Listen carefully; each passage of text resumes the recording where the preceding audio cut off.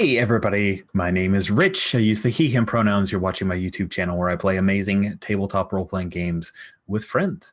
This is a new thing that I'm doing for the Gauntlet community. Gauntlet community, you can find gauntlet-rpg.com. It is a huge group of RPG fanatics and aficionados and friends. We are across the world, and this group is literally across the United States and Europe, across many time zones, playing small press, indie, and OSR style role-playing games. If you don't know what those terms mean, that's a-okay.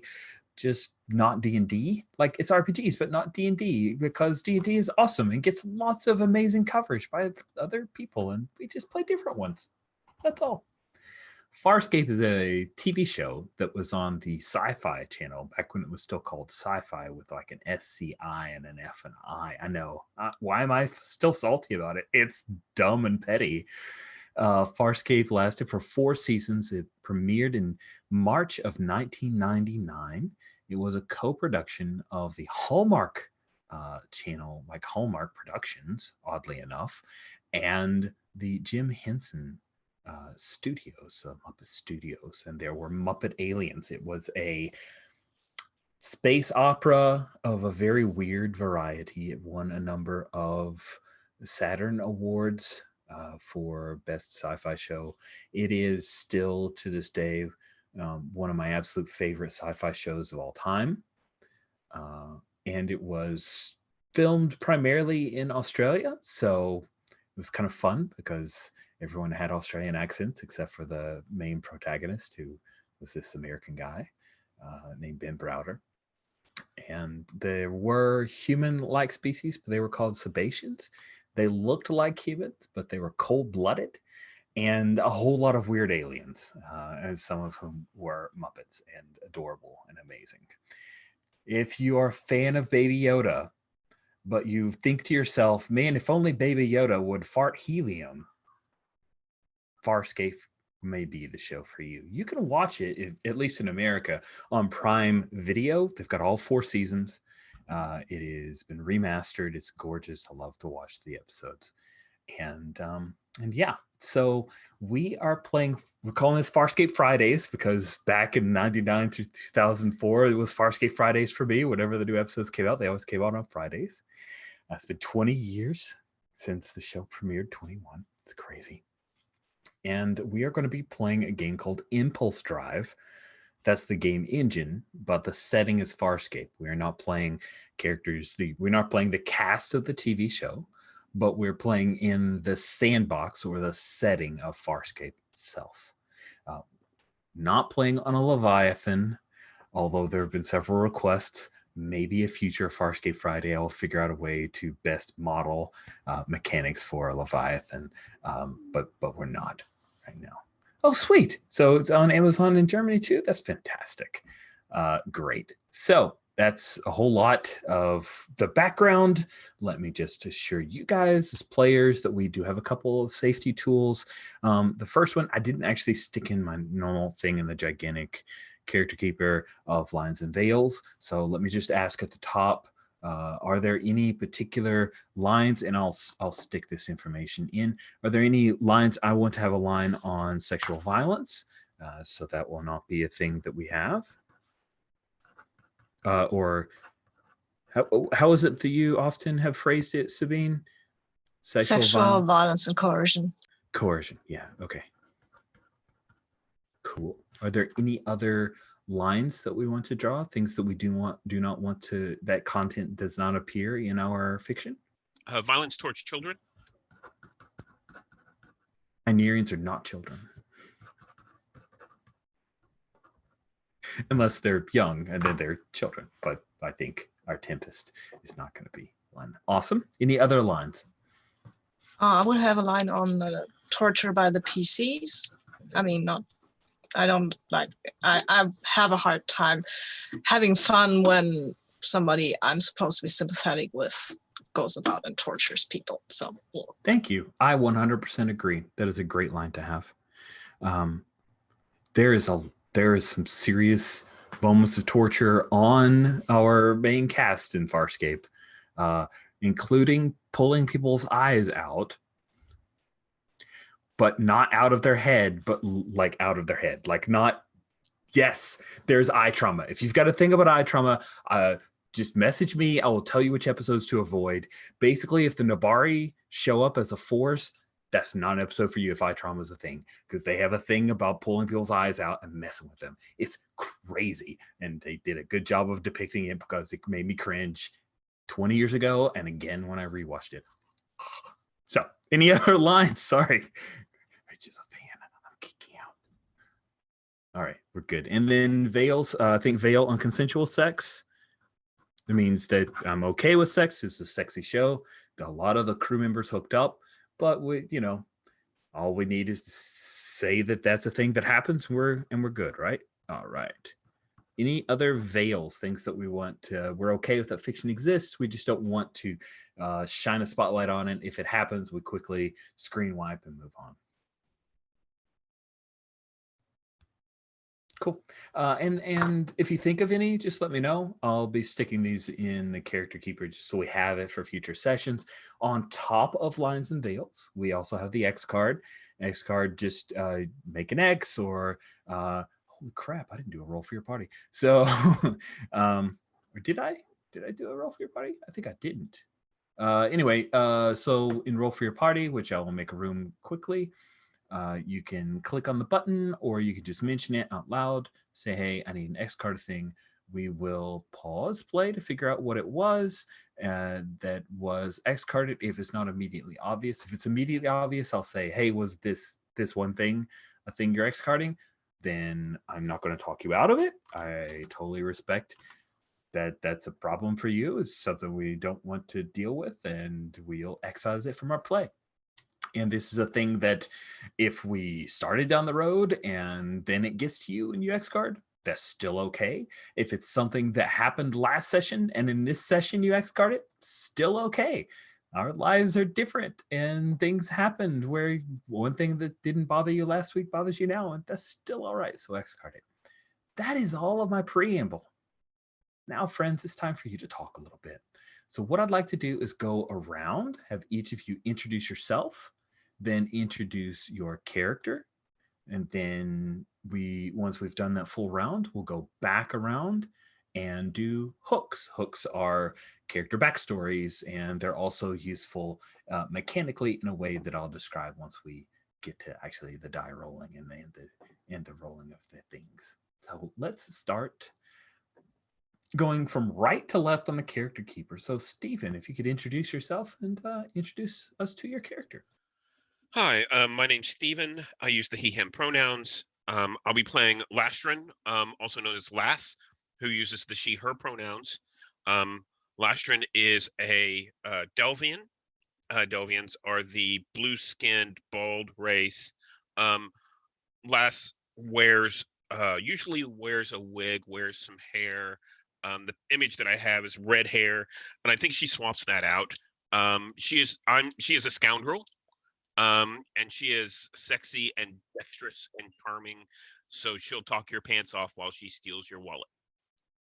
So that's delightful.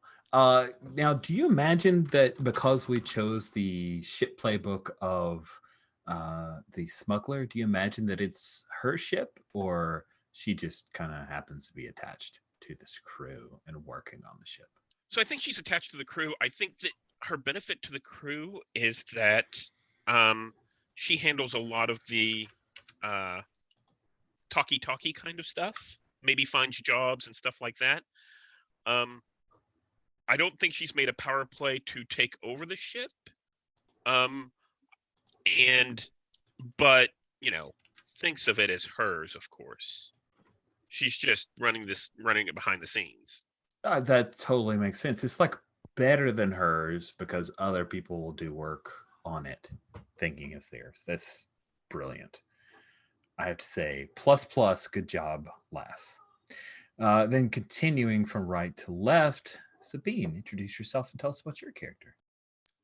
Hi, my name is Sabine. I use any pronouns. I am playing Zifron, who uses they, them pronouns. Zifron is, sorry, huh? Okay, I'm trying to Sifron is an Abari, and they're an androgen, so they're not clearly male or female. They are an infiltrator, and our lies quite shadowy, and they like to keep in the back of things and trying to stab people from the shadow. And that things depends on what is what. Their background is master thief, so I'm guessing they have maybe stolen something at some point. They have a reputation, at least, for that, wherever that comes from. Indeed. Now, I think it's awesome that you've chosen a thief that's a Nabari, because the Nabari come from a very, like, quote unquote civilized, mind control-y style of civilization. If you are a nail that stands out, they will try to hammer you down. So it makes sense that as an Abari, if you have those proclivities, you would want to get the heck away from your people. Yeah, that's mostly part of that. It started out with me being an androgen, I guess, because they're not really seen as a viable option in the Nabari society. But being able to take stuff quietly, I mean, it started out with me being quiet and then taking stuff. I think it's not like I really love being a master thief. It's just like that's the way of making a living, right? Absolutely. Cool. And so thank you very much for that, Sabine. Andy, if you could. Yeah, my character is Karvok. Did I introduce myself? No. Introduce yourself, Andy. Hi, I'm Andy. My pronouns are he, him. My character is Karvok. His pronouns are also he, him.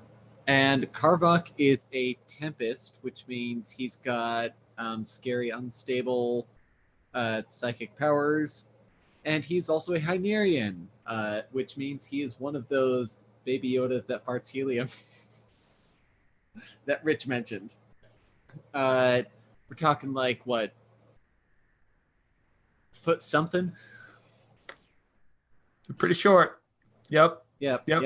Really short, like big pointy ears and unusual facial hair, all that sort of stuff. Very alien. He was an experiment, which is why he's got his psychic powers. The Peacekeepers experimented on him. And he's got this augmented eye. And he's very expressive and aggressive. Fantastic. All right, now we know who our crew are. By the way, Patrick will be joining us for the 2nd through 4th sessions. We'll integrate Patrick's character. He was unable to attend tonight, had a work responsibility that came up out of nowhere, and he's very honorably covering for a coworker, and that's awesome for Patrick and a bummer for us. So let's circle back around to Stephen. Now, backstories are used by hooks.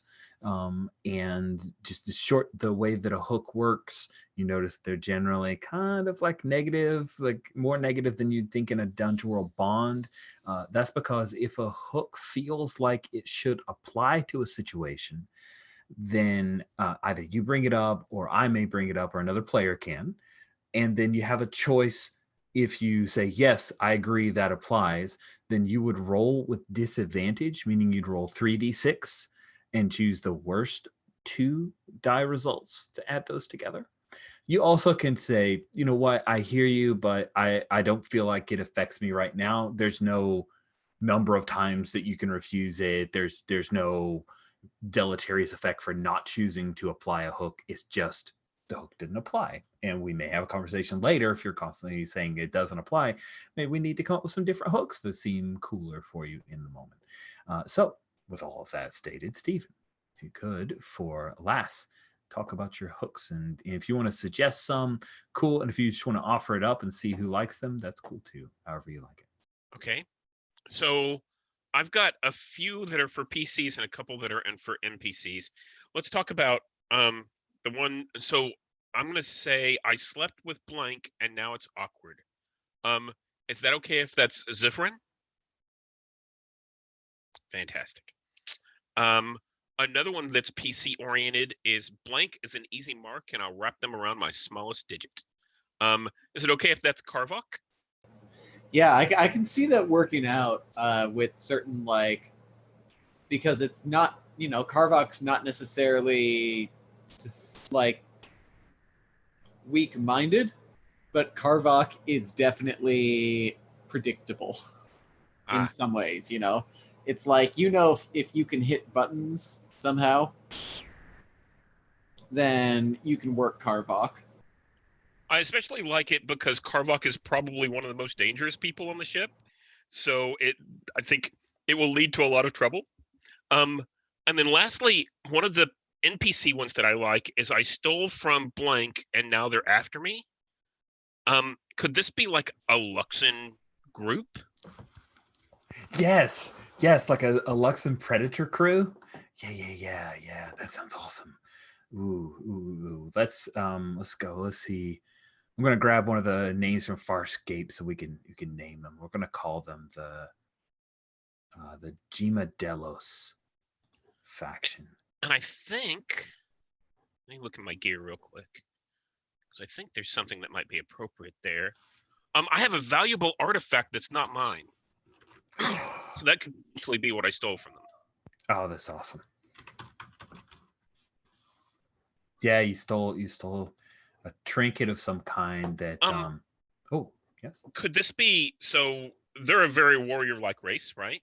Mm-hmm. Could this be a ceremonial sword of some type that... You mean a Qualta blade? Why, yes, it certainly is. Well, this wouldn't be something that I think would necessarily be useful. Maybe not in my hands or in anyone's hands, but it means a lot to them. So maybe an ancient one or one that's... Oh, yeah, like a broken Qualta blade? Yeah. Yeah. Okay. Yeah. That sounds amazing. Because those are, considered ceremonial, but, the Qualta blade was what Kadargo had, and he actually could like pop down the thing and it became a gun as well. But let's say like an old ancient Qualta blade. That sounds amazing, and I'm so happy that you stole from the Luxon Predator crew. Oh, delightful. Great choice, Stephen. All right, Sabine, do you have some hooks to hand out with Zyphrin? Am I saying it right? Zifrin, I think. Zifrin. Yeah, I have somebody blank might suspect what I've done, but I'll make sure they can never prove it. So I think whatever that is might be Karvok, because they have maybe psychic flashes of whatever I've done. And it's probably something like me taking something that I shouldn't have and giving it to some other people I shouldn't have either. So maybe we can work this out during the game. Sure. I mean, when you can either, Rich, you can think of something where you can say, hey, wasn't that you, Zifrin? And I can say, yeah, sure, it was me. But nobody knows, but maybe Karvok, but I don't know. They can never prove that. And then I think Lestron and I share a secret that must never be compromised. That's either that you have stolen this blade, this ceremonial weapon. Maybe I saw it in your... Yeah, that's perfectly good. What about I tried to get your help fencing it? Oh, yeah. Sure, that's cool. You guys you're trying to pawn off this Luxon ceremonial Qualta blade. Of course, no one will touch it. Ooh. Yeah. No one will touch it. Of course not. I totally touch it. Oh, you put your own name for share a secret. You want to change that to Lastron? Huh? Sorry. Oh, you put Zifrin and I share a secret when you're sharing it with Lastron, right? You're right. Damn. No problem. I just like my own name. It's a good name, Zifrin. Yeah, Lastron, of course. And I said I was trained by an NPC group, and when they call me, I must answer. And I've named them Crystal Candelabra, but I have no idea what that even means. That's great. Yeah, I'm a fan of these two factions you both have created. This is good. This is I mean, I don't top-notch. know who they are, but they trained me, and I feel like I kind of owe them.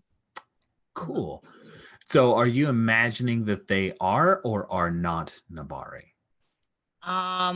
Maybe part of them are Nabari. Maybe they're sort of interspecies kind of people who like to skulk around in the shadows and appropriate things that some other people might think they shouldn't.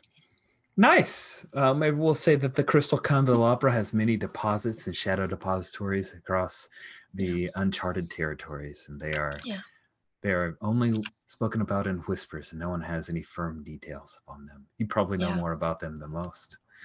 That sounds great. I know that they definitely, maybe somebody trained me and said they were from the Crystal Candelabra. So maybe they exist. Maybe they weren't. Who knows? I don't. Checks out. I love it. That is fantastic. Andy, what about Karvok? Yeah, so my first one is blank has seen me at my most vulnerable. I'll make sure they never tell anyone what they saw. And if you're good with that, I'd like it to be Zifrin. Fair enough. So that's Cool. maybe when you gain these insights into my own psyche, and that's how I know that you know. Yeah, maybe like I'm feeling like it's probably this moment. Sorry, something's beeping. Did you have some other game to join, Sabine? Sorry, I'm just being a dork. I'm sorry. I have to check out what this person wanted. But okay. Do you need to drop off for a little bit? No. I'll just look away from the screen, but I am totally fine. Okay. Cool. Let us know if you need to go take care of it. That's totally cool. Yeah. I mean, I don't know why they'd be reaching out to you at like 4 a.m. your time, but whatever. They don't care about you. They're so inconsiderate. Andy, what you had? You had a couple more. So my second hook, Lieutenant Cresto ruined my life. I will see her destroyed. And I'm kind of seeing her as like this Sebastian member of the Peacekeepers who led the experiments on me. Oh, read my mind. Yes. Yep. So Cresto is the person who led and I think Cresto is on some Gamic base, right? So she may have a team that she's going to send out your way. But that sounds awesome. I figured taking the Peacekeepers as an entire group was probably a little too much. Oh, I love that you put a face to it in a specific project. That's awesome. Yes. Oof, that's great. I love it. Then my third hook is that I am at the mercy of my fear and must struggle against its impulses. Interesting. Yes. Interesting. I like that a lot. Cool. So that is our hooks. And I know that your archetypes or playbooks have some others. I hope you all saved at least one that Patrick's character might fit, although we don't know a whole lot about Patrick's character, so we will figure it out. If we have to make up new hooks, by darnies, we're all smart, we'll do it. Cool. We have a ship you guys are on. We're currently calling her the Romy. It is a smuggler ship. We don't have a picture for her, but we will cure that. It is not a Leviathan. I know. I'm sorry, friends, but it's not a Leviathan. And I would love it if you guys could take a look at the looks. So if you go to the ship tab, starting on row 28, B28, there are a number of looks. And with, I think, Stephen, I'd like you to take row 28, Sabine take row 29, and Andy take row 30, and each of you choose a look. And yes, you can discuss between each other. It's fine. It's not like a secret ballot, but I thought that might be a cute way to do it. I put down scorched. I mean, if you didn't, I was gonna. I chose outdated. Let's see. Let's go with grimy. That is some good stuff, friends. That is some cool stuff. Yeah. All right. So if it's not a Leviathan, so it won't talk to us, right? Correct. And I know why did Rich do this? He's the worst. Why would he choose Farscape and not have a Leviathan? Those two are like, would they go together? But it's a choice that I made. I'll have to live with it. You guys, hopefully you'll forgive me. So Romy is a smuggler ship. She's scorched, outdated, and grimy. I'm not sure if there are no droids in Farscape land, and there don't appear to be any AI that I could discern. Everything's very bioorganic. So your ship is just a ship. She's just an outdated, grimy, scorched ship. I mean, the good news that if you take some hits, all you got to do is patch that baby up and keep going. It's not like you would make sacrifices for the ship, although maybe one or two of you might, but really, that would be crazy talk. So we begin with the Romy, and we'll say that Lass is in the command center, or basically the bridge, as it were. Nobody chose that this is a actually it doesn't have one, so it doesn't, we don't have one for a choice of type. Do you imagine, Zifrin, that this is a cramped quarters kind of smuggler ship, or is she pretty spaced out and you've got lots of room? What do you think? I think we've got a bit of room because none of us is actually pretty huge. I mean, I think we're not. I have no idea about the how big the Delvians can grow if you let them, but I think we're good for space so far. We've got this. We've got the Hanarian. They don't take up much space anyway, and I guess. But this is not a Hanarian ship. This is it's a ship, and it has. I imagine it has sort of a lot of ventilation ducts or maintenance ducts, and they are pretty cramped, but for crew quarters we're fine, I guess. Cool. All right, so you guys, we're going to start off with your hold is filled with some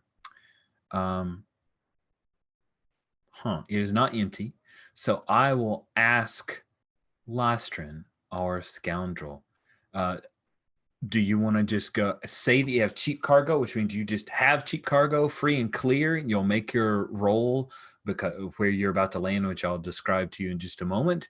Or would you have tried to push for some valuable or contraband cargo? Would it be okay if we had some cheap cargo and then in our hidden hold we had some contraband?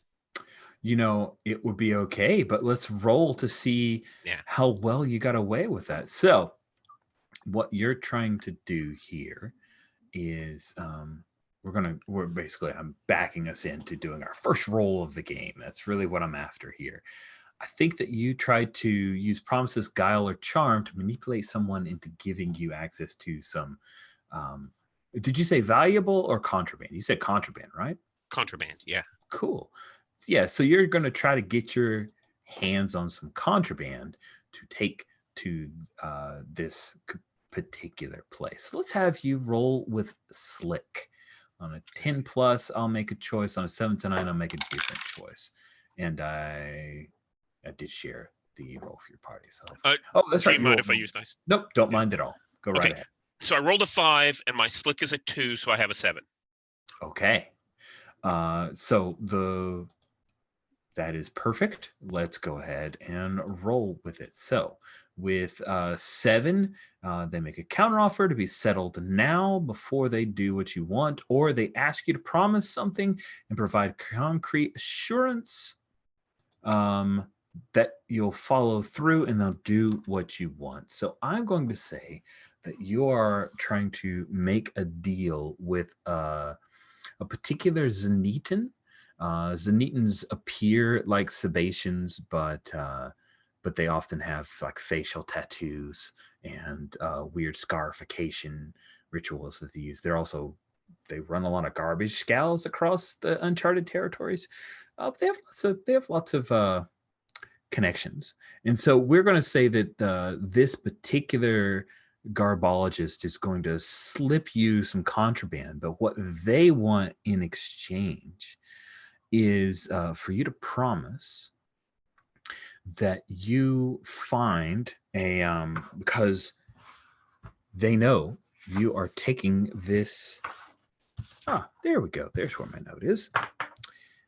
They want some Kidva meat because they know that you're going to deliver this to a Budong mining camp. A Budong is one of the largest creatures in all of the Uncharted Territories. They are so large that there is an actual mining camp that has, for many cycles, that's years in Farscape parlance, many cycles, pulling out things from the innards of this rotting carcass, because there are, in particular, galactic crystals that are highly prized.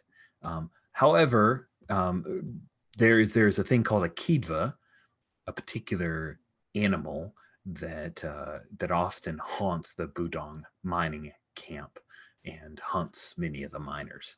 So what this Zenitan wants from you is a promise that you'll bring them some Kidva meat. And is this something we would trade for, or is this something we would have to track down and kill? The Zenitan does not care. Right. So basically both options are open whenever we land. Exactly. Oh, perfect. Okay. Yeah, that makes complete sense. Trading is good. And what was this contraband?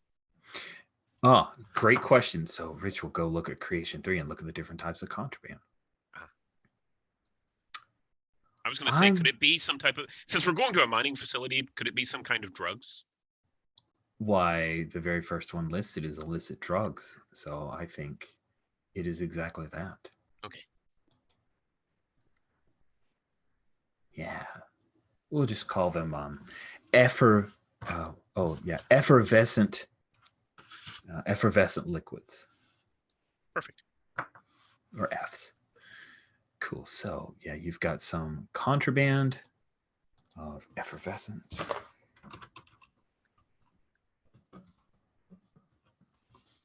And you've got some cheap cargo in your regular hold.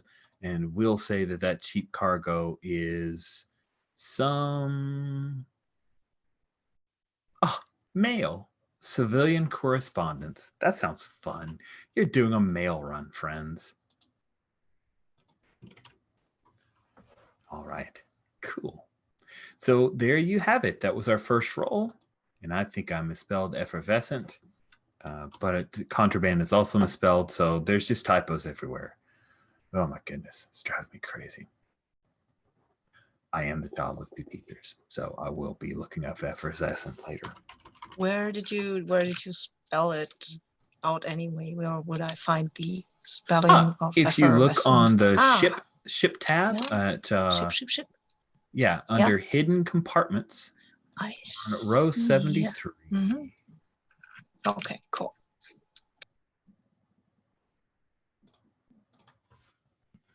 And I found how to actually spell it so that I can paste over. I actually think I did it right. But contraband was default in there wrong. So thank you, Andy, for double checking that there. Sweet. Okay. It's Rich did a screen cap from a Farscape episode time. So we start off with the Romy headed towards this. Now that's a planet in the background. This is the mouth of the Budong. And it is very obvious that this Budong is so large, Romy could fit inside that eye hole if you were to fly towards it. That is how large this thing is. It is bigger than the thing that went after the Millennium Falcon in that was an Empire, right?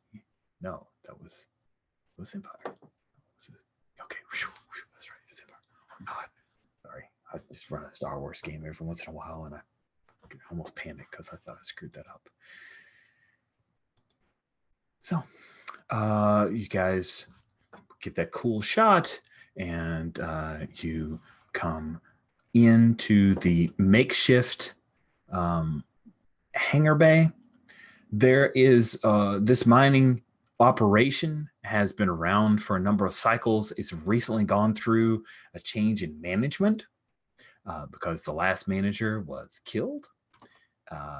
Actually, his arm was liquefied in a fight because someone exploded what's called a pustule inside one of the Budong's canals, and it melted him to death because it's very acidic. That said, while this, of course, is a gigantic, formerly living, rotting corpse of a thing, there's an entire mining operation. So you guys come into the hangar bay, disembark from Romy. The three of you are walking out, and they've laid out like plates for some kind of floor. There's a lot of noise from people that are bringing in hauls and these like mining carts that they push or pull up. There's a number of different species here that are working. A lot of them appear to be like Sebacean mix, but often you see they have a different color to their eyes. There's several like ice blue-eyed and a few yellow-eyed figures. And yeah, you guys have your cheap cargo, which is really easy to just kind of offload its correspondence, right? So you're just heading around and handing out either data pads or missives that are scroll bound, or data chip type of information. There's a person who will receive this as long as you guys communicate, hey, we've got the mail. That's no problem to hand it over. The contraband, however, those illicit drugs, probably be good if you guys figure out, like, how do you want to handle that? What's the plan? And also, last is, do the other two, do they know that you've got this here in the hidden compartment? Yeah, of course. Oh, okay, cool. Good to know. So what's your plan?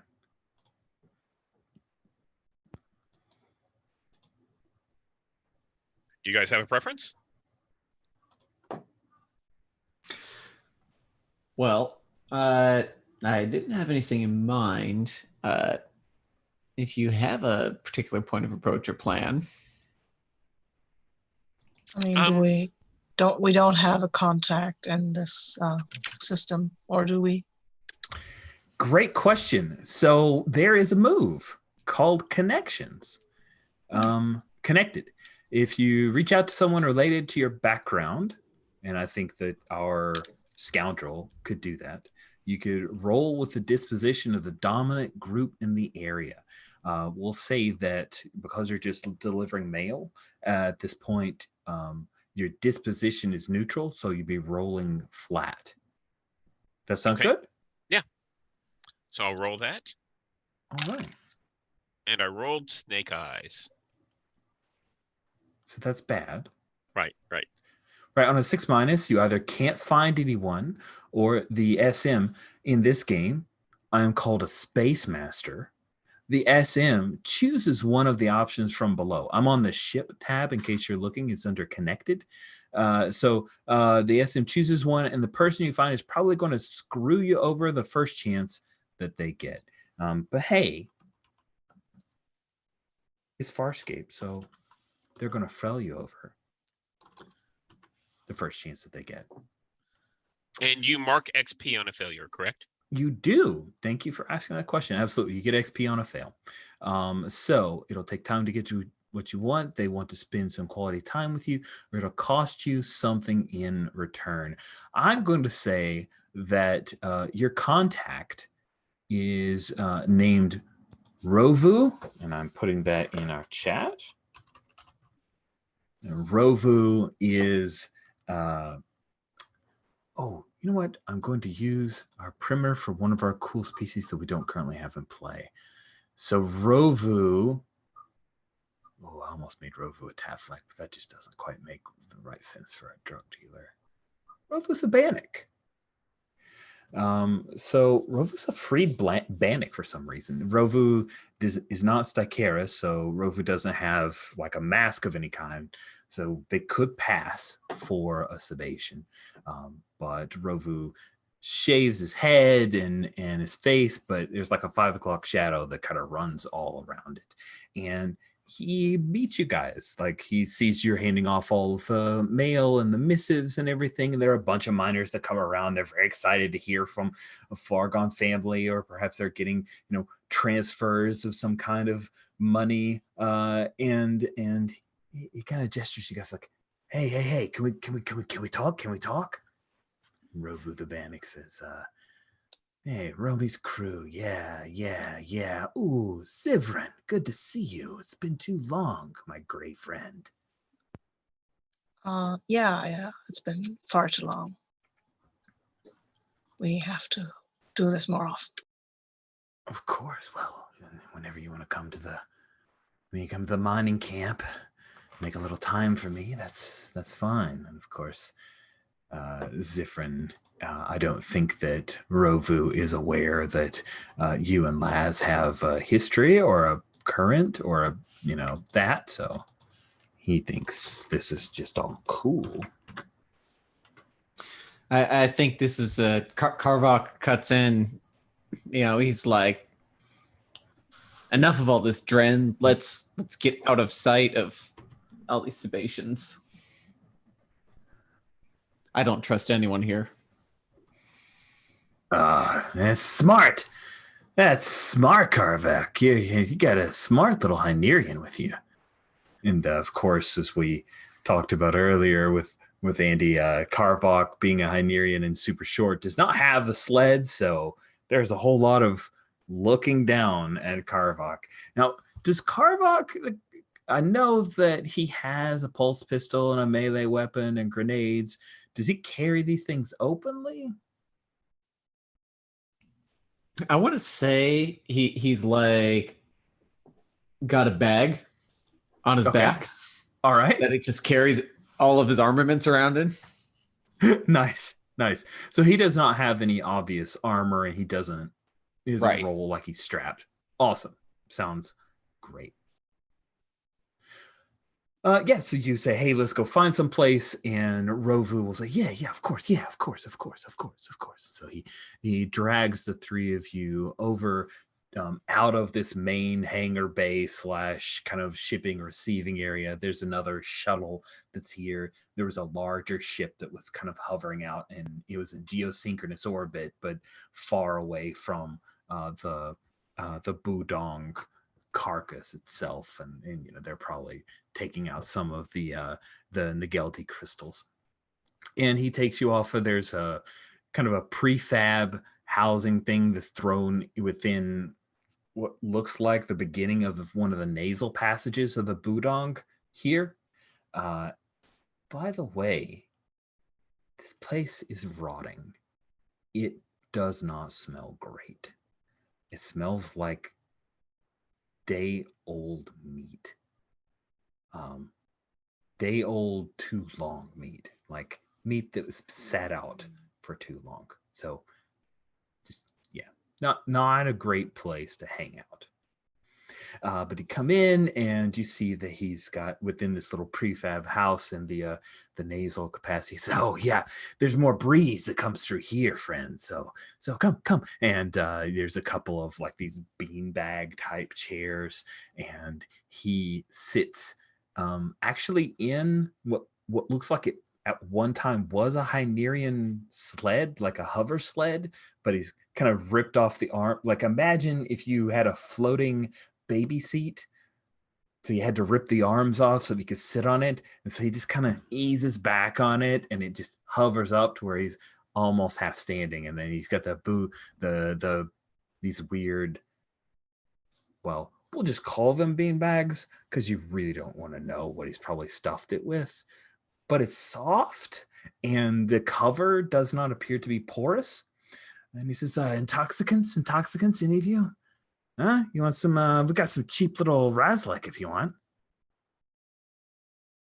Yeah, you know what? Maybe later, but I think we've got a transaction here to complete. Business before pleasure. That's right. I can't get one past you. All right, Zifrin. Okay, so you guys have Yeah, we're not dealing with you while we're intoxicated. I remember doing that once, and it was enough. you do remember.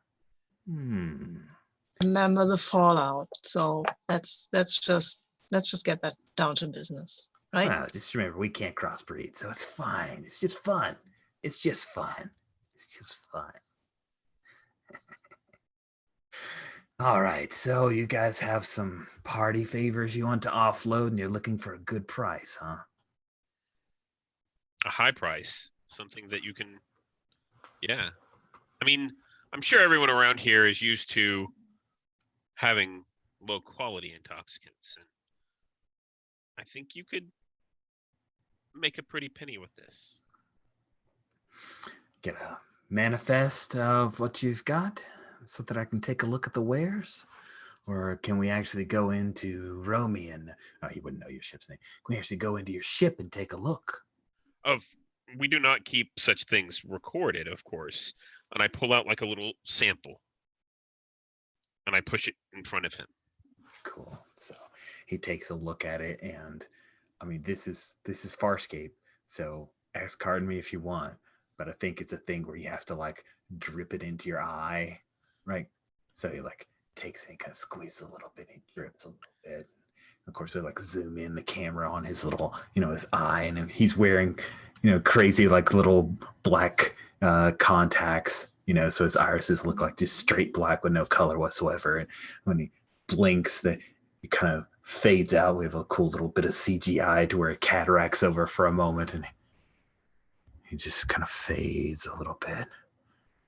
Oh, I can't say much for the productivity of my coworkers after this, but this will certainly take the edge off. How much do you have? I tell him like 80% of what we have. Nice. So there's some negotiation we can go in there. Clever. Cool. So he says, so I can give you market plus 20% price as long as you take it in Nagelti crystals. I've got a cache of them. They're ready to go. I held them back from the shipment going off planet or off of the mining camp. Turn them over. If you guys can move that, we're good. Do you take us for fools? 20% isn't nearly what we need. You know this. We would also be in the market for some meat. Do you have any such things? To clarify, we want this Kai thingy thing. Kiva. We want Kiva meat, not from this. Kiva meat. Those creatures. I mean, we're basically doing you a favor. Kiva meat, you take me for a fool. All right, let's see if you can.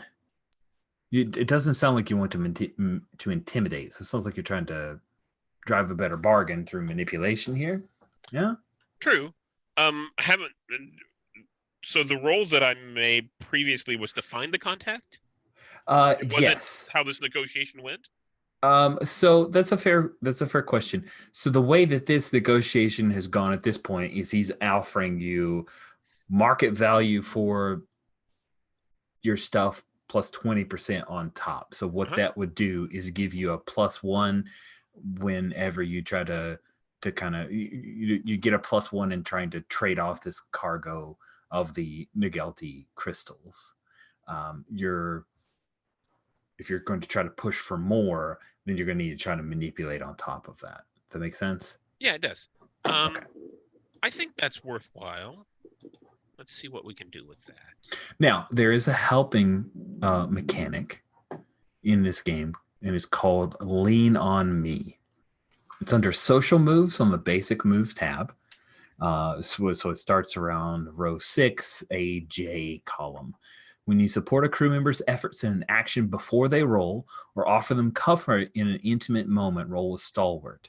And some of the options are your efforts help them, they have advantage going forward. So if somebody wanted to back up last before she makes this roll, you could allow Stephen to roll 3d6 and take the best 2. I would like to back up last because I think I've got a connection with this guy, and I'll just lean in a little and say, hey, come on. You want to be in good terms with us, and we really need the stuff. You really need this stuff. So I'm rolling with Star-Lord, right? Yeah. Yep, you're rolling with Stalwart. I'm rolling with Star-Lord, which is neat. What's my name?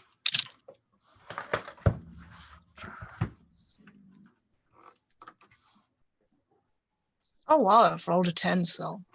Oh, nice. Okay. Well, perfect. With a 10, on a 10 plus, you get to make your helpful and supportive. You can choose 2 of those options. One of those giving last advantage on this roll. And then the other one is clearing one's stress. You don't have any stress. And the last one, you aren't pushed to your limits or exposed to danger or complication for your efforts. Well, I guess I'd take the first one and the last one, so it's Sounds fine. good. 3d6, Stephen. Okay. So let's see what that looks like. Ooh. That gives me an 11 with advantage. Dang. Oh, well, awesome. No, you're not counting all 3 together. You just took I'm your not. 2 best. It's a 6 and a 5 and a 1, so that would be 11, right? Yeah. No, Okay. I trust you. I just I've had someone who asked if you added all 3 together, and I, for some reason, like. Oh yeah, I just wanted to make sure that I was doing that right. Yeah. You sure are. With an 11 on manipulation, on that can either accept the offer at face value or ask you to promise something and do what you want. And so what you're asking for is basically an increase in price. So he says,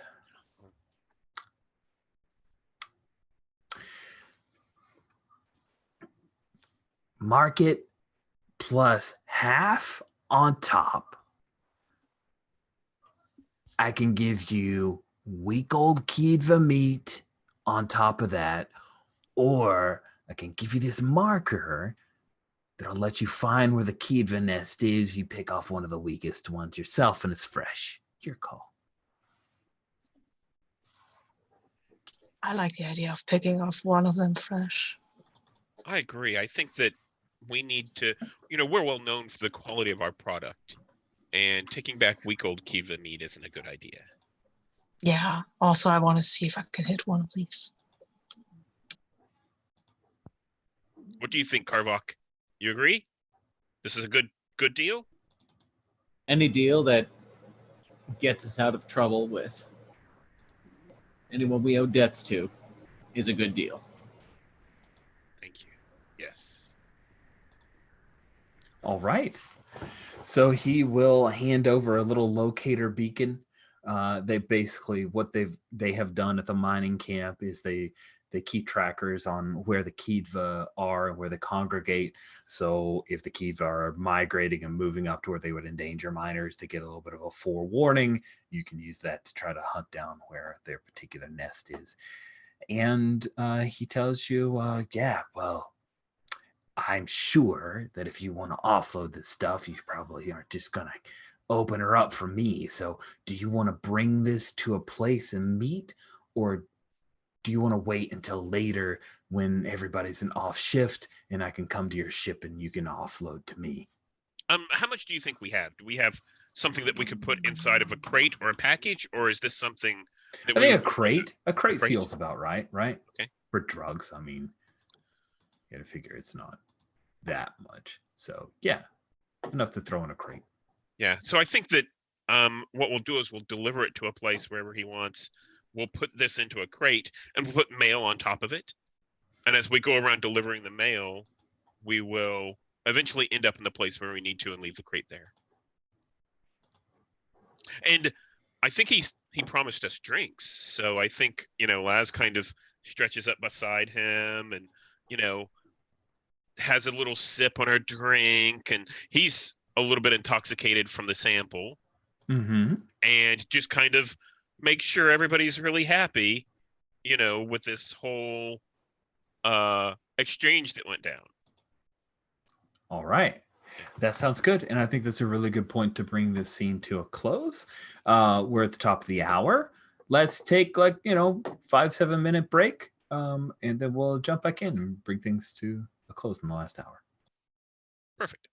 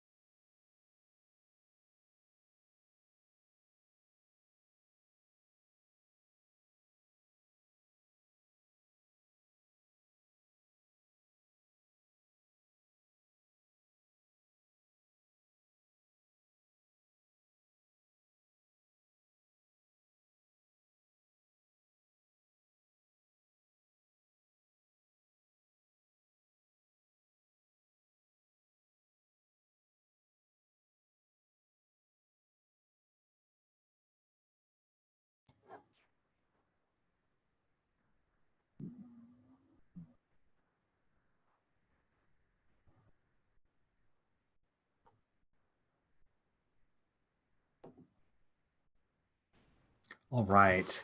So, who is it that's going to be your mail delivery person?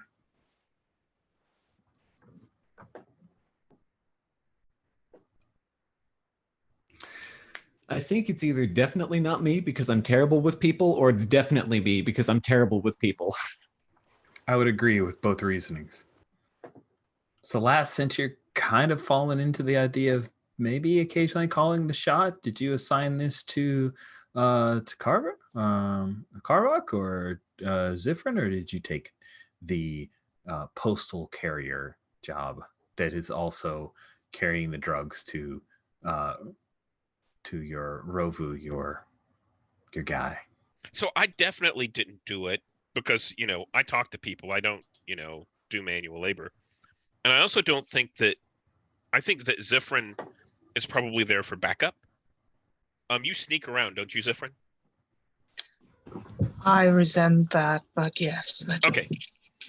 You're probably better making sure everything goes okay. So I think absolutely it's Carvok who sent, probably with like a sled. And so I think what we see on screen is like this crate, like levitating or, kind of floating above everything. And Carvok kind of waddling behind it, pushing it along. Awesome.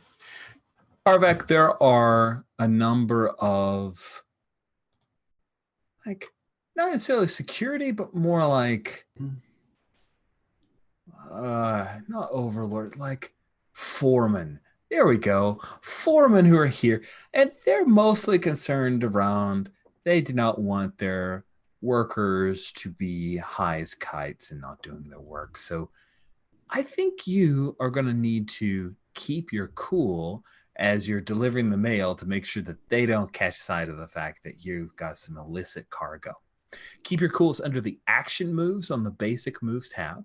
And so it is around row 17, column S. When you attempt to keep your cool under pressure or endure hardship, roll with stalwart. May I help in a way, in the following fashion, that I kind of lurk around and push over some stuff just to make a bit noise, that they are a bit more distracted than Sure. they usually be, if that's okay with you, Carvok. All right, why don't you lean on me, and we'll see how that goes. Yeah, we'll see how that goes. Oh, I've got an 8, so that goes reasonably well, I guess. Yeah, you get a choice there on the lean on me. Do you want to? I want to give Carvok an advantage. I don't think anybody needs relief, and I might be exposed or complicit if this goes wrong. Then I might be involved. That is exactly how that would go. Cool. So go ahead and you get to roll 3d6 and add your stalwart in. Nice. And then is that 3d6 take the 2 best? Yes, that's correct. Nice. I have 0 stalwart, but that help was incredibly useful. That pushed me up to a 10. Dang it. I was hoping you guys would get in trouble, but you're good at what you do. All right. On a keep your cool on 10 plus, you do it with minimal cost. So there's one of the foremen who watches you for a while and follows you, but then Zifrin knocks over something and distracts them, and you're able to slip past and meet up with Rovu. Rovu takes the crate out. Let's say that you end up at Rovu's little prefab, cubicle, effectively, and Rovu hands you a big bag full of actual physical chits that you can use in future places. And also, along with the bag of chits, he hands you another bag that is much larger. You have to throw in the mail cart, and that has a lot of Nagelti crystals. And the Nagelti crystals are worth more than the chits, but the chits are immediately liquid. Yes. Cool. Yeah, so... I have one question. Those Nagelti crystals, if we take them out of here, is that contraband? I mean, can we just have them and go, or if somebody finds them on us, will they say, "Hey, wait, what are you doing with our nice Well, little they crystals?" certainly will say, "Hey, wait, what are you doing with those Okay. Nigelti Okay. crystals?" Yeah. Cool. Because Nigelti is like the main export from the mining camp, and if anybody's not moving it through their kind of pre-approved process, yes, you don't get your share as demarcated by the camp in your mining contract, but yeah, it's a bad thing. You don't want to get caught with those Nigelti crystals. You've got them, and Zifrin, you're aware that Karvok has them. But yeah, getting them back on the ship is going to be a thing that you probably want to. I don't know who of you wants to deal with that, but you're going to need to act quick to make sure you do it without getting caught. I think this is where I come in the plan. Yeah. So I think that Karvok will take the male crew back, but this is where I come in with a distraction, and Okay. I'm going to try to assist him with that by distracting the guards, or by distracting the foreman, by basically, while Zifrin kind of made noise, I'm going to distract them by talking to them and schmoozing them. Yeah. Cool. Let's see you act quick then. Let's act quick. Yeah, act quick is under the action moves, row 6. Okay. Use your instincts or reflexes to avoid a danger and negotiate through danger towards a goal. Roll with slick. You're really good at slick, I believe. I am good with slick, but I could roll poorly. You I rolled could. an 8, so that gets me 10. Ha! Dang it. You guys are just amazing. It's like Guardians of the Galaxy over here with less jokes. Awesome. You are able to get the Nigelti crystals back on board and hidden in your special compartment. Your chits, which is your official payment for the work that you're doing, is no problem whatsoever. It's money, so you've got it. The last thing is you probably want to deal with getting some Kidva. And then you guys are done with the Budong mining camp. May I ask you a question? Yes. When do calamities come into effect? Great question. So, first of all, you have to fail a lot of rolls. No. So if you take a look at the row 34 on the crew, there's a thing called stress. So there's harm and then there's stress. And a lot of times, if you have a mixed result, you'll start accruing stress. And if you don't burn off that stress, if you ever hit 5 stress, then just like it's actually, if you've ever played Night Witches, is similar to Night Witches. So you fill up your stress track, then you as a player choose one of those calamities, which is really cool because like you can choose any one of them, and some of them are really amazing and really change the story, and some of them are just sucky but interesting. You can choose any one of the first 6, and then the last one is now or soon, and that's the last one. That's the one you choose, and that's kind of into the road story for you. It will effectively move your character out of active play. Does that make sense? It does. The reason I was asking is because whenever I got down to looking at them, I was like, oh, we set up one of those in my backstory. And I didn't know if that was something we needed to do right away or not. So, okay. Nope, we don't. But Okay. but it's definitely a thing that hopefully I'm going to be pushing more stress onto you guys. Combat generates a lot of stress, and then things will get better. So cool. You do the thing. You're able to hide away your stuff, and you guys could take off, but then you wouldn't have that Kidva meat. And that Kidva meat, you made a deal for that.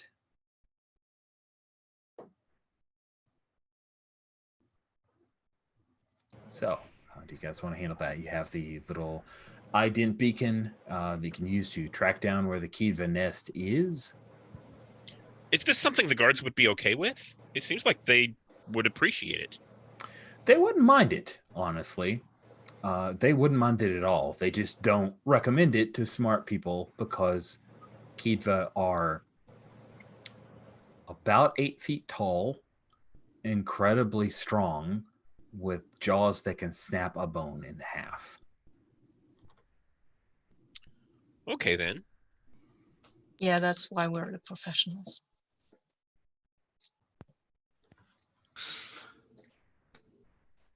kind of covertly checking my pulse pistol and then dropping it back in the bag. Well, are we going to get this joke or not? Sure, we are. Let's go. Let's see how tough these things really are. Nice. All right. I'm really just bragging around because I don't want them to look at my rifle. I don't plan to be anywhere near these things when I shoot them. I mean, that would be stupid. Sweet.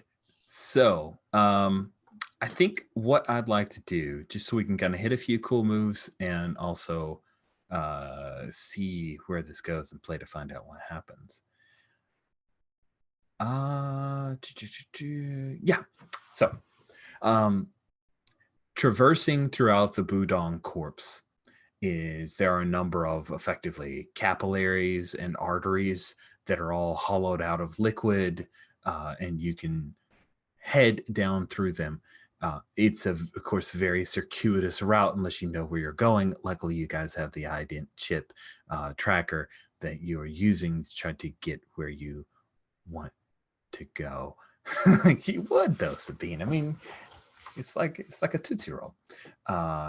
So as you guys head closer, you can hear the Kivra, the Kidva. They have a distinct smell that you can catch over the general smell of the rotting meat that is the Budong corpse. And you can also hear the low growls that works for their type of conversation. There are a number of them. So just rolling up on this nest, which is actually at a nexus point of a number of different capillaries, would be unwise. So what's the approach? What do you want to do? Well, what I really eventually want to do is to set up an alpha strike. Because that seems like the move that is about, I guess we need to scope it out first. You do. So that is wise. And I think that's what you guys should definitely do. So let's go ahead and have you, when you take some time to study a situation, you roll with calculating. And since you threw it out there, Zifrin, you get to do it. Yeah, okay. Anybody wants to help? Yeah, I think that Lastrin is completely, out of her element. She's definitely letting Zifrin, take the lead here. And whenever Zifrin says we need to scope out, where the nest is and where the stragglers are and maybe which one is the weak one. I think this instinct kicks in. And Lastrin, immediately kind of jumps to and starts to follow that, but that's not normally what she would do in other social situations. So, and I think the way that I do this is I get up, and kind of look around the corner and kind of try and, use my senses, my scent and my hearing to see if I can isolate where maybe a scout is or a guard or something like that might be a little bit more isolated. So that's scope it out. No, that's lean on me. Correct. So you're rolling with stalwart. Okay. So I have a 0 and I rolled snake eyes. Wow, that's pretty consistent for you. I like that. It is. That is not good for them. Good for you. Go ahead and mark an experience point, and I'm going to tell you to mark a stress because I said that's the thing I need to be doing. So why don't you do that? Just one? It's just one. I'll hit you with more stress soon. Sounds good. Cool. So yeah, you don't have any help. That's fine. Yeah, you didn't really need it. You prefer to work alone. I have no idea. I won't brag yet.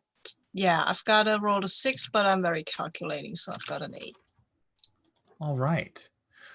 With an 8 on the basic moves for scoping it out, you get to ask one question.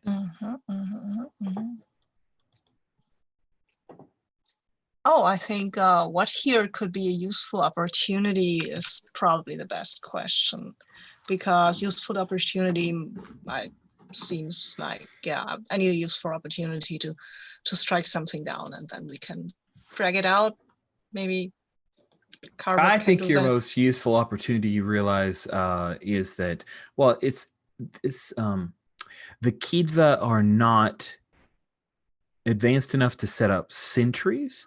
They do have kind of an inner clique of their nest, and then those that are a little bit more on the outside. And do you think that your best opportunity is to draw one of them off? Say perhaps with a small, easily eaten creature, luring one away from the hive. If only you had one of those. Yeah, I will convey this to my two comrades that we might try to get one of them to get away a bit from the herd by offering them up some kind of prey, bait, as it were. If any of you is interested in that, I probably can strike them down before they eat you. A small piece of bait? I'm Laz, and I support this message. Well, I'm sorry. Why are you looking at me like that? because you're the smallest of us. Oh, schlock off. Ah! Fine. Very cool. Karvak, we won't forget your sacrifice if it comes to that. Which it won't. Which it won't. Don't worry. I'm good with this. Oh goodness, Sivrin, that is not the just a little different. That's probably not the best way to set anybody up. But that's fine. It looks like it worked for Karvok. Maybe you know Karvok better than I do. Let's see if you can keep your cool and just describe to me a little bit, Karvok. How do you approach this, trying to decoy yourself out? So I've dropped my bag. Like I could grab the pulse pistol out. So I'm toting that around, but I've dropped the rest of the bag, with the others. And I think you kind of see this scene, right? Where I'm just like waddling around behind rocks, looking out, drawing back in. You kind of got that whole like slowly peer out and then back in, muttering under my breath and cursing. And I think what I do is I dig in and find like a piece of budong flesh and just kind of lob it sort of near what looks like one of the smaller ones. And then I get ready to just run. All right, I love that. Keep your cool. Roll with stalwart, and let's see how this comes out. So I have a question. Whenever Zifrin kind of insulted Karvok and told him that we appreciate his sacrifice, would that be a kind of situation where he would get storm? Thank you for asking that. Yeah, I mean, if Karvok would get, let's give him some storm. I think that's emotional hurt. That is fantastic. I was personally looking for some way to piss him off so I could give him some storm. So, yeah. Good call. Yeah. So I need to be more mindful of that, and that is a thing that I'll try to keep in the back of my mind. So when you suffer frustration, disappointment, or emotional hurt, gain +1 storm. I did not have that in mind when I said that, but it makes perfect sense. You didn't know about this whole storm track. Garb just occasionally gets mad and blows up stuff. Yeah, but that's always so neat to watch, mostly. Yeah, so keep my cool. That is a 3 and a 6. That's 9. Oh man, a 9? What are you rolling so well? You guys, you're so good at this stuff. Keep your cool. On a 7 to 9, you do it, but choose one. You have disadvantage going forward, which means the next time you roll 3d6 and take the 2 worst. Suffer 1 stress, or you give up something, leave something behind, or take something with you. The Space Master, that's me, will say what? I think I will suffer the stress for now. Let's Perfect. build that up a little.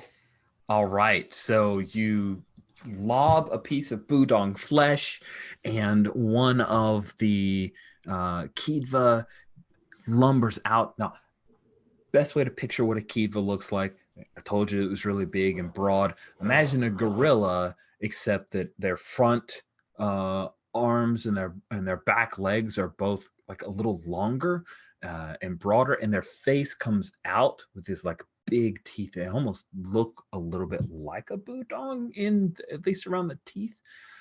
Yeah, so this one starts lumbering forward towards the meat, and it picks it up and it starts to chew on it. Zifrin, you have the ability to take an alpha strike here if you would like. Yeah, I think I like to. And Karvok set you up so perfectly well. Roll with calculating. Oh, let's see how this goes. Oh, wow.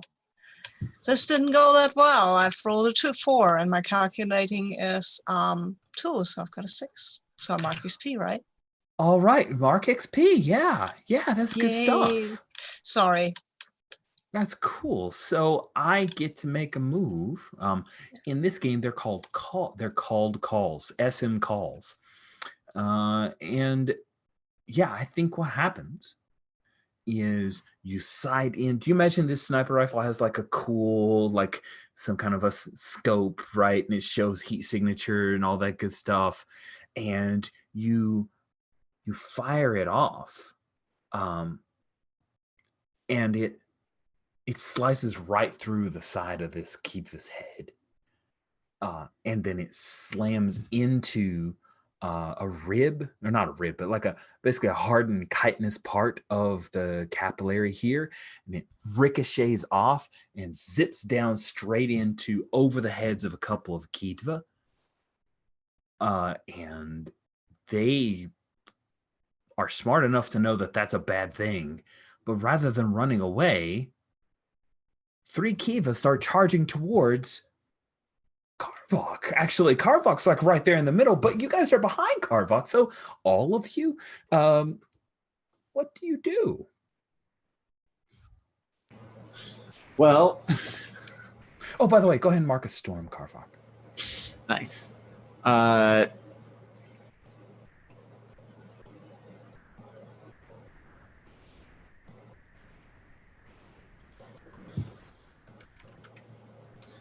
I'm going to say, like,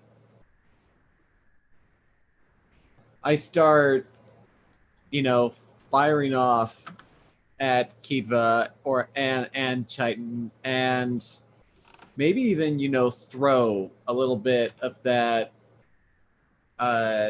sort of psychic pressure and, damage around as I'm, trying to run. So, like, I'm trying to cause as much chaos as I can in my wake. Fun. So you're saying that you want to lash out or act destructively and spin a storm? That sounds amazing. So go ahead and you could just choose one of those. Advantage on a roll to do a thing. Someone's injured, someone's frightened, or something's broken beyond repair. Yeah, I'm going to say someone is frightened or cowed. Like, I'm sending out these psychic mental projections. Nice. So, I am going to say that let me look at hooks and see who seems like they might most be a little cowed by this.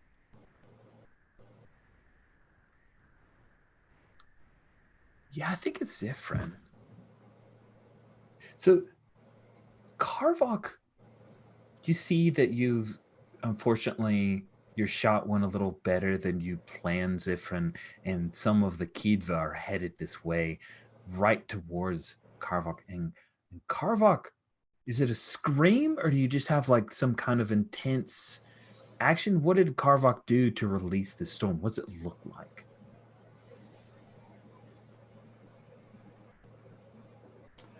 Yeah, Scream kind of feels good to me right now. Like it's pretty standard, but it also works pretty effectively. Nice. Karvok lets out this fearsome scream, and you actually see like this kind of wave of rippling. Yeah, like Black Canary, right? And it's Yeah. it's really, yeah, it's different. It's kind of terrifying. You've never seen him do that. This little Pinerian guy just, and the Kiva, they hesitate and twitch for a second, but then a couple more run into those guys and kind of start pushing them forward. But this one's not. That's not good, Zifrin. That is a thing where I'm going to say you take a stress. Okay, I'm totally will, because I've seen him lose it before, but it wasn't like that. And I guess, yeah, I'm a bit, what's that? But I also will shoot at those Zifrin, and mostly I will hopefully shoot at their leader. I still have the sniper rifle up, and they're Okay, coming. you're now entered firefight. Yeah, you're no I longer guess. at an advantageous Yeah. position. So I have to roll with volatile. You do. Damn. I know. You did kill that first Kiva, though. You guys have your Kiva meet right here. You just need to book it. Yeah, if these other Kiva, I think they're totally cool with us taking no weight. Oh, well, I rolled a 9, so I'm guessing that is okay. That's pretty good. You exchange harm and choose one. So you can discharge your weapon with a discharge tag and deal double its harm. I will tell you, if you discharge your sniper rifle and do 6 harm, that will kill the leader and another. Like, that is a lot of harm. But I could hold a position and halt and advance, right? Exactly. That would be more useful in this situation. I was trying to tempt you into the discharge, but that hold the position's pretty tactically sound. Yeah, I mean, I could also try to frighten my enemy, which might be most useful at this point. Because if they're frightened, then hopefully they're animals, right? They will just go. So I'm choosing that. I will frighten the enemy because they should be frightened already because of that shout. And now I will just shoot at them, and I guess I don't hit that well, but I shoot a lot, and they will understand. Yeah, you deal harm. Like, you're still going to deal harm to them. But I will still deal harm, and they will understand that running further at me might not be a very good idea for survival wise. So you're choosing, you impress, dismay, or frighten your enemy as your one choice after dealing harm. So you fire, you hit one of them, it roars in pain. That Kiva is very heavily wounded, but there's the leader, which you know is the leader because they have this like tuft of white hair, because it's TV, so you must always visually represent the leader as looking slightly different. So they have this like tuft of white hair, which we immediately think older. So older, wiser leader. That's all how it works. It's all in the iconography, friends. And that one like grabs a couple of the Kiva and it sniffs, and they start moving back, and he growls something, and a couple of Kiva go off down a side passage. Remember, this was a nexus, and it goes down a side passage. And for now, you've halted their advance, but you have a feeling that exactly white hair. See, I have a very wise chin, friends. That's what I'm saying. That's exact. Oh, Sabine, also wise. Cool. So you've halted this advance, but their leader seems to be sending them off down side passages, perhaps to flank you or harry you as you try to make a way. Still got to carry that corpse with you if you want to get back with the Kiva. And you've halted this advance, but it's not over. So, Las, we haven't seen what you've been up to. So just saw a bunch of stuff. What are you doing? Well, I think I'm probably cowering, or I'm kind of I'm around a corner. Is the corpse something I could carry? Or is this something that would take more than one person? I think it'd take more than one person. Like, this thing weighs several hundred pounds. That means it's got to be me and Zifrin. Unfortunately, it does. Yeah. Yeah. So I mean, with Carvac's mental powers, maybe, but yeah, no, probably. So I think I'm going to tell Carvok, cover us, and I'm going to run over and I'm going to grab one end of the carcass and tell Zifrin, we've got to hurry now. Yeah. Right. Sweet. All right. So you guys want to act quick and try to get out of here? Is Karvak, he's pretty small, right? Is he up to being carried or does he like that? No, I'm asking because I would grab him and take him with us, but only if I know that this wouldn't really insult him totally badly. I mean, I don't think he's going to be very happy no matter what. I don't think you can make it much worse. Well, if you want to, you could ride on top of the carcass. Right, yeah. Sure, that's probably a good idea. I may in fact do just that with my pistol at the ready. That sounds hilarious and amazing, and I fully support this choice. Sweet. So let's have somebody lead the fray here to act quick. And if someone else wants to lean on me, might make sense if Karvok is doing a separate action of firefight, trying to clear and also do things that Karvok's really good at doing. Okay, so I'll try and act quick because, snake eyes are always good. Well, you've been very good at acting quick so far. Yeah. Okay. And I will just support, I guess, the quick thing by providing fire cover for the whole. All right, sounds awesome. Thing, right? Yep. So Zifrin, roll your lean on me, and that may give a third die for Stephen to roll for last. Probably not, but who knows? Yeah, I've got a 6, so no, sorry. Oh, nice. Okay, cool. Go ahead and mark a stress. This thing is way heavier than you anticipated, Zifrin, and a couple of your shots go astray. Like they just don't hit the mark at all. And this is, there are a lot of them, and your sniper rifle is like not working for you because you've got to carry this big, humongous Keedva's corpse. It sucks. Mark that stress. It's just a regular 2d6. So last. Let's roll that. That is a 7 plus 2 is 9. Nice. All right. On a 9 with act quick, you do it but choose one. You're off balance or rush. You have disadvantage on your next roll. You left something behind, the Space Master, that's me, we'll tell you what, or you're pushed to your limits with the effort and suffer 1 stress. I'm gonna say disadvantage. I'm left off balance and rush because that makes sense. It makes sense to me too. All right, cool. So you're rushing ahead. There's a Keedva that comes in from the right-hand side, and it's going to try to lash out at you unless Karvok wants to do something about that. Yeah, this is where I come in.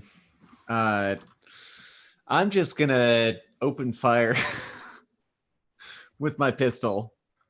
Beautiful. All right, roll with volatile. Yeah. That is 6 plus 2. So you got an 8. You exchange harm, and your pistol, I believe the pulse pistol does 1 harm, and you get to make a choice with that 7 to 9. You can discharge your weapon and do 2 harm. You can take evasive action and suffer -1 harm because this Keedva is going to reach you. Hold a position, halt an advance, make an advance, or force your enemy out of cover, impress, dismay, or frighten your enemy. I am going to discharge and deal double damage. Nice. So this Keedva comes forward, it reaches out, it grasps and kind of claws at your little Hynerian body. It's a little, like it's still terrified of what's going on, so I'm going to say that it's harmed a little less because it's not fully committed to this. It's only because the other Keever are pushing it onward. So you'll take 2 harm. If you have any armor, I don't think you said you were wearing armor because you kept your stuff in a bag. So 2 harm is going to go straight through to you. Then you fire and hit it, and you guys will run past. It's not dead, but you hurt it enough to where it kind of stumbles a little bit. Now 2 harm will mark you to I'm rattled. There are in this game, there are things that happen based off of harm levels. So if you check the little pop-up, it means that you have disadvantage ongoing to any slick or calculating rolls. Hopefully we can remember that. Sometimes I forget to apply those, but it's pretty cool. So that's a thing that's going on. It can be cured by someone using a tack pack to heal you, or there's a few other things. And recover is one of the things you can use to heal as well. You can look at that. That's on row 30 of the combat moves. So that's the first round of combat that's happened. One of the Kiva slashed at Karvok. You guys have made it. You know that you had to come pretty far down into the Budong. You're kind of near its gut at this little capillary nest where you were. So you actually have a good bit more distance to travel to get out of here. So unfortunately, I'm going to need one more set of actions as the Kidva are continuing to give chase before they reach a point where some of the security force and the foreman will come down and try to assist you guys getting out of here. So we're going to continue with Laz acting quick. Do we want to do that same set of roles, or do you guys want to change tactics? So I'll change tactics right now because it makes a lot of sense. Sure. I think what I'm going to do, so I'll tell you my intention, and then I'll roll poorly. So my intention is I'm going to pull my blade out, and I think this is that nano blade, and I keep it like on a strap around my thigh, almost like a garter. And I slip this out, and I go up to that wounded Kidva, and I want to slit its throat as bloodily as possible, so anything coming after us will stop the feed and not follow us because they have easier prey. Oh, that's really clever. So this is going to be a volatile. All right. Right? Because this is an attack? Well, I mean, you're attacking something that's already dead, right? Oh, is it dead? I didn't know he took it out. Sorry. Yeah. Are you saying that you went for the Kiva that the Karvok? I thought you were slitting the throat of the Kiva you were carrying. I'm sorry, I misunderstood the tactic. So you're circling back for the one that just got shot but isn't dead. Then yes, you're definitely rolling a volatile. Sorry, I misunderstood. Remember, I roll with disadvantage for my last thing. Yes, you do. Yeah, and I'm bad at volatile. Let's see. That would give me a total of 3. Uh-huh. So, yeah. Yeah. So that's not good. Go ahead and mark XP. Yeah. So you come around with your nano blade, and you reach down to slice at that thing. It raises up its arm. So you slice across this like big, thick arm. You cut a deep gouge, but unfortunately, you don't see that there was another. Like you were so focused on doing that quickly that another Kiva comes over and bowls into you and knocks you down. Okay. And so you are going to take 2 harm. Do you have? I don't think you have armor as either. No. So that's going to go ahead and hurt. As it goes straight to I'm rattled, which means you've got a disadvantage on ongoing until you heal that on slick and calculating rolls. It bowls over and it has you, and it has knocked you to your back, and now it is kind of bending down. It's going to try to bite your face. Sifrin, you got the whole Kiva kind of dumped on you. Yeah, dang it. Yeah, thank you. I think now Laz is kind of tussling with this Kiva, right? So I guess no, I'll tell Karvok to shoot the Kiva probably superfluous, but hey, who knows? And I will act quickly because we need to get out of here before all these So you're things picking are up and you're going to carry it by pain, yeah. yourself. Yeah, I'm going to say sure. that because this thing is so heavy, you can do one of two things. You can either mark a stress and roll normally, or you can roll with disadvantage to show that you're having difficulties of acting quick. Which I'm would you totally like? marking stress. All Here, right. I just want to carry this thing. All right, roll with slick. I'm rolling with slick. Let's see how that goes. Come on. No. Wow. We're going to die. I've got a 4. All right. That is amazing. So you try to pick this Kiva up, and it's too heavy, and you drag it, and it ends up dropping over your back. You throw Karvok to the ground. Karvok, that's very stressful. I think you're going to take a storm from that, as he just got deposited on the ground. And Zifrin, in the effort of that, I think you pulled something, and so I'm going to say that it's just a scratch. It's a thing that if this happened on the ship, you could fix it pretty quickly. But for right now, you just kind of harmed yourself trying to carry this Kiva all by yourself. Now the Kiva is on the ground. By ground, I mean the floor of this capillary. So is Karvok. Lass has a Kiva on top of her. And that is where we'll stop tonight's session. Sounds great. Yeah. So yeah, that was fun. Shouldn't Karvok get another action because I think Stephen and me had, and you know what? Let's see what Karvok does in this one thing, and then we'll stop there. That's fair. So Karvok, you get thrown to the capillary ground, as it were.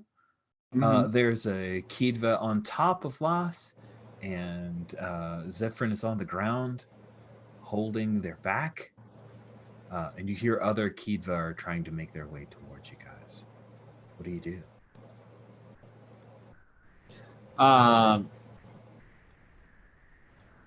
I think, because I'm assuming I had my bag when I was riding, I'm gonna like run up, dig around in it for my melee weapon. I think it's like a really sharp, a really wicked-looking dagger.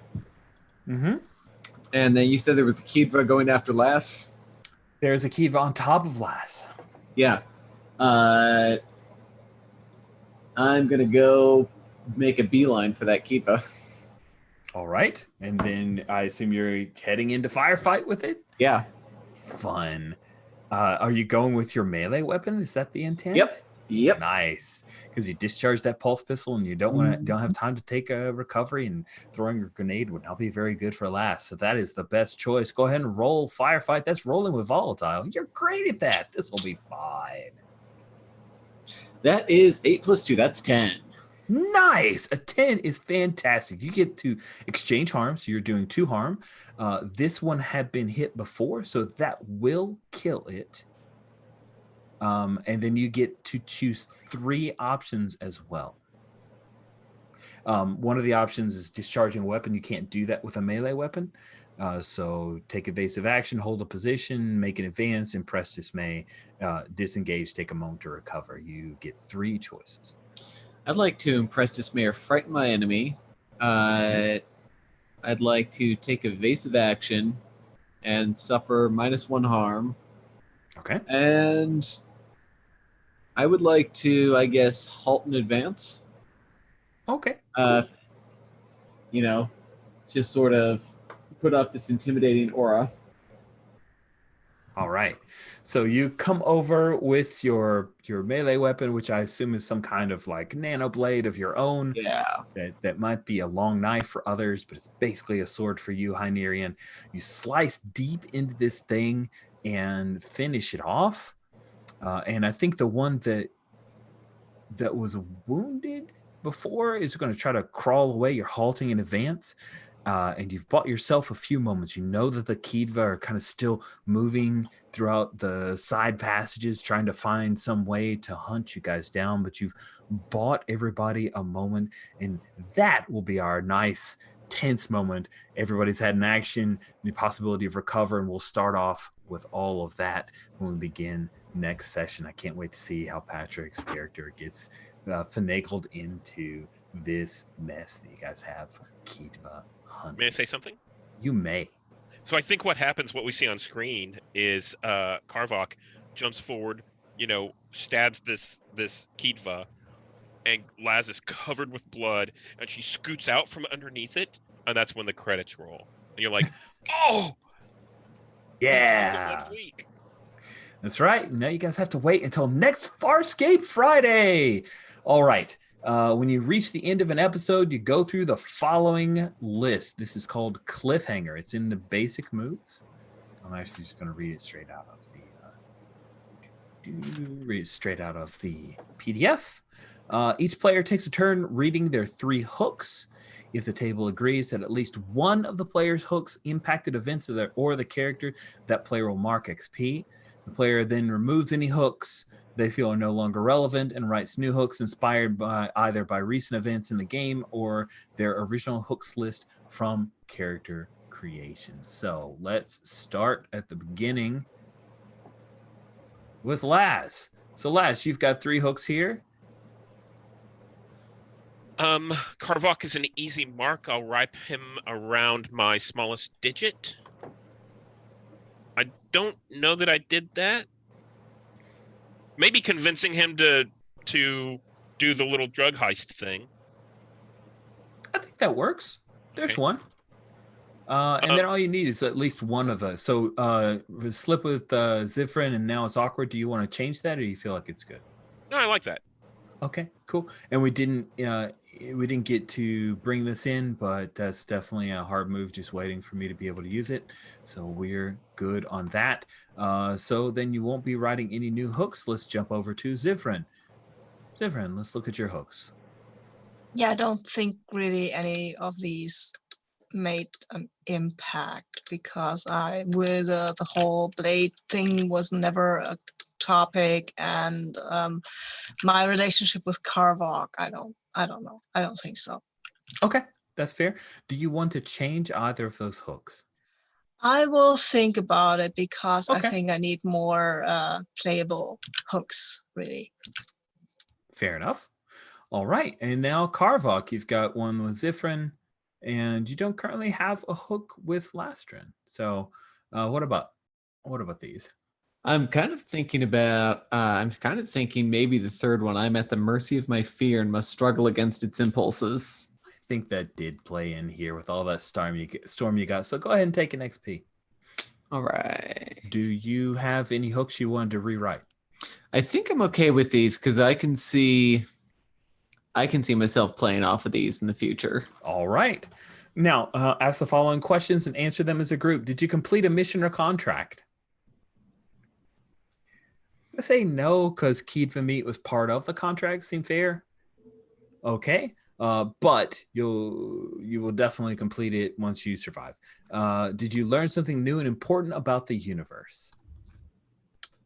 I think so. I mean, we met the Spudong thing and saw it, and I think that's new for us. All right, that sounds good. So everybody will mark an XP. Did you make a new enemy or thwart an existing enemy? Do the Kitva count? No, guess they're just kind of animals. We haven't made a new enemy yet. That's right. You haven't yet. All right. And was there a big moment that hinged on a crucial role? I think when I shot at the Kitva. Mm-hmm. Yeah, I think so. That kind of started the boulder rolling downhill pretty well. So everybody gets an XP for that one. After those have been resolved, I've got some stuff to do, burns and ticks and all that good stuff, but nothing for you guys to worry about. So I'll stop the share. All right. Let's take a moment. I'd love to do feedback. This is the first time I have run Impulse Drive in Farscape, and so there was some Impulse Drive stuff going on and the lens of Farscape, so that is important to me for folks that have just a brief remembering of Farscape as well as those who have fond memories of it. So we will go through, and what I'd like to do is 2 stars and a wish, and we'll just have you do all of them together. 2 stars are highlights of the session for you, and of course great feedback opportunity to give good feedback to fellow players for things they did that you liked. And then a wish is something that either you're like, this was confusing and I hope that we can get some clarification for that for next session, or a wish of, I definitely want X or Y element of the story to come as soon as possible because I'm really excited about it. Make sense? Who'd like to go first for 2 stars and a wish? I can go. Okay. I actually like to hand out a big star to Rich for just bringing in so many elements back from the show. Like so many times it just went, oh yeah, Yay! there was Thank that you. thing. Awesome. The Budong was probably the biggest thing. Yeah, I love the Budong. I love it. It kind of reminds me of like a smaller scale Nowhere from Guardians of the Galaxy. Yeah. So yeah, awesome. I'm glad you liked it. Yeah, I think I also really liked the way that sorry, I forgot already. Is it Sabine? I don't remember the pronunciation. Yeah, that's right, Sabine. But helped out in that first scene.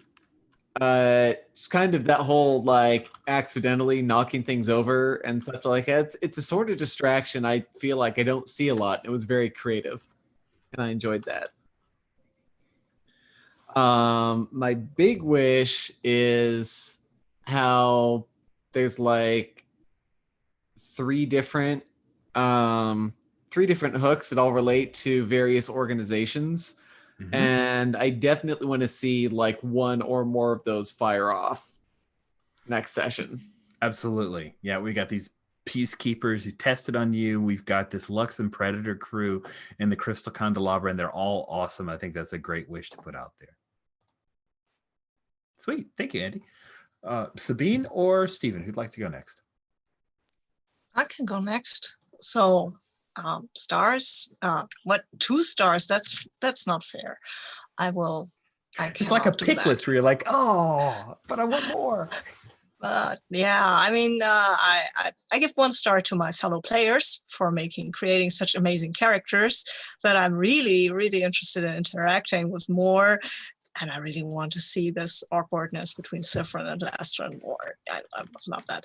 And the other star I would give to you, Rich, because you made this game and you explained it so very well, and you explained the character keeper, and it was kind of awesome. And the whole session was awesome. The Keeper were awesome. And my wish for next time would be that we all survive the whole Keeper expedition. That would be a rather immediate wish. And and I'll echo what Andy said, that we see more of these organizations, even though I'm tempted to change my hook with the Crystal Candelabra for something more immediately useful. Okay. Yeah. We've got the intervening week. So Sabine, if you decide to swap that out, just give me a heads up. We can talk it through. It's no problem. Cool. Thank you so much. Steven, bring us home. So I'll start with wishes. I'd never played Impulse Drive before.